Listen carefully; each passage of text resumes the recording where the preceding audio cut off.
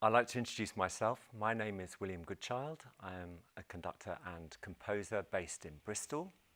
And I would like to introduce the pianist Caroline Clipsham, who is going to be playing the part of the orchestra in these short videos.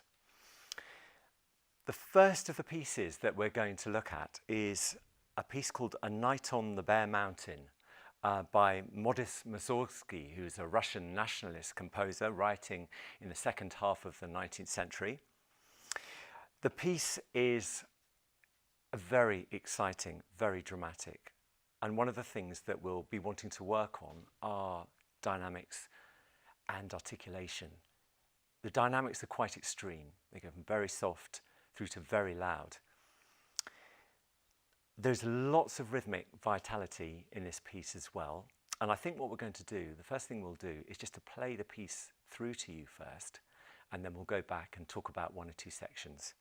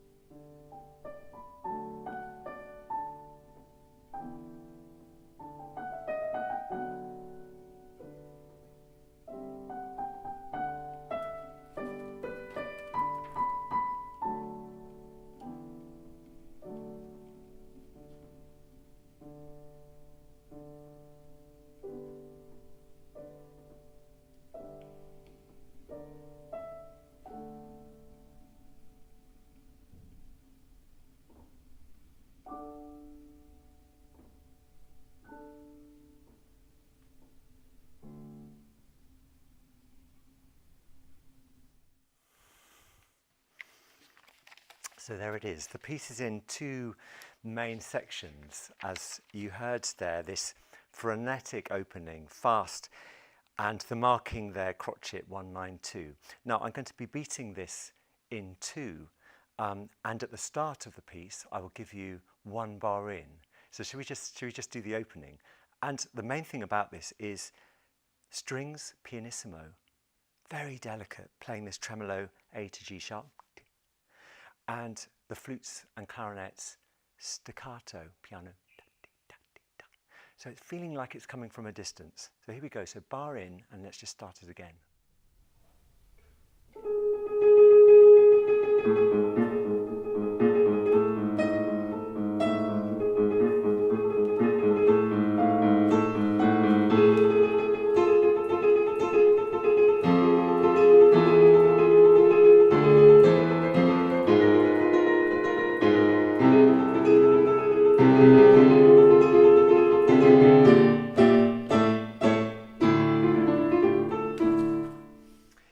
Things to look out for, bar 5 and bar 6 in the wind. You've got these steep shapes, which we can't get on the piano. There's a crescendo through the minim into the quaver, forte, da-ya, dee-ya. So we get this incredibly dramatic, these shapes, these dynamic shapes. And then the other thing to look at figure A, the brass, the lower strings, cellos and double basses, and the bassoons playing this big melody with weight and purpose and together. And this interesting mix there, these long notes, this long phrase in the brass, and then this frenetic activity. Could we just play figure A, just these da da da da da da da da, just have a listen to those. Is that part of the texture, or one?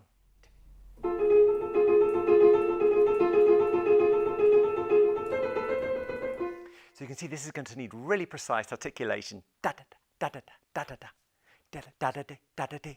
Very precise. And underneath this big melody, I'd say, very exciting and weighty and tremendously Russian.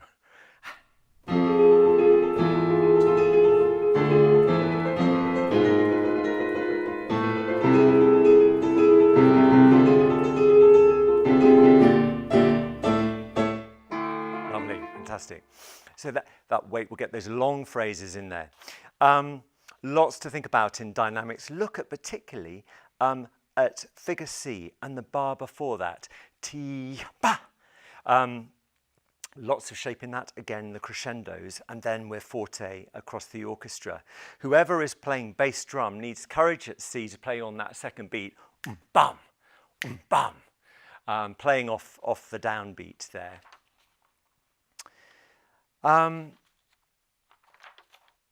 Good, and tempo quick, as you heard from there. Now the second half, figure F, is the much slower, more lyrical, gentle theme, and we hear it on clarinet. It's a solo. We may do this with a large number of clarinets, so we're going to have to play it all together if we do that. And it's looking at some of the rhythms, particularly the triplet crotchets on the second of F. And in the basses, there's just this pulse on minims, playing through the note and just marking the minim beats, just to give us that sense of pulse at the bottom of the sound. And then these sustained chords. This I'm going to conduct in 2. So although it's just a slower 2, much slower 2. I think it's marked crotchet 60, which is a second. 1, 2, 3, 4. If we did it in 4. But the way that the melody phrases is very much in millims. Dee, yam, ba, dee, da, dee, da, dee, dum. There. So should we just try figure F? And everyone, apart from the clarinets, needs to play really softly and just to support the clarinet sound.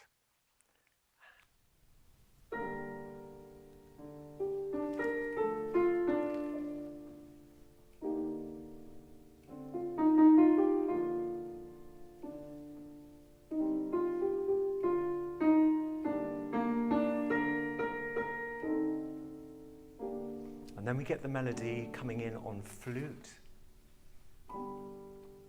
The sun comes out on that chord. We go into the major. We can phrase these pairs.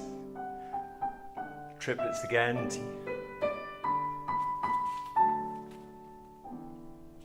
And this chord fades through, and then sustained chords, wind, brass and strings. Phrase rising to here, held, then the strings chord, and then the wind and brass.